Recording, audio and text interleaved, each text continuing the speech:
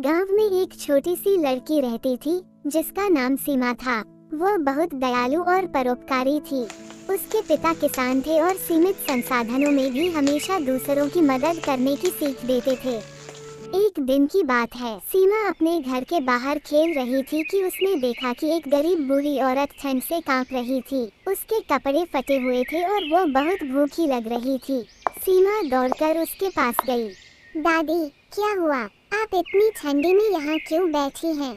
बेटी, मेरे पास रहने के लिए कोई घर नहीं है।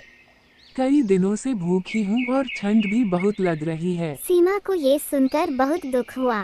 उसने तुरंत अपनी शाल उतारकर बूढ़ी औरत को उड़ा दी और घर की ओर दौड़ी। सीमा रसोई में जाकर अपनी माँ से कहती है, माँ, क्या हम इस दादी को खाना दे सकते हैं? ये बहुत भूखी है। बिल्कुल बेटी, जरूरतमंद की मदद करना सबसे बड़ा धर्म है। माँ ने रोटियां और सब्जी परोसी और सीमा वो खाना लेकर बाहर गई। बूढ़ी औरत ने खाना खाया और उसकी आंखों में खुशी के आंसू आ गए। बेटी, तुम बहुत दयालु हो। भगवान तुम्हें बहुत खुश रखे। सीमा मुस्कुराई और बोली, दादी, अगर हम दूसरों की मदद करें तो असली खुशी हमें ही मिलती है। उस दिन से गांव के लोग सीमा को दानवीर लड़की कहने लगे, क्योंकि वह हमेशा दूसरों की सहायता के लिए तैयार रहती थी।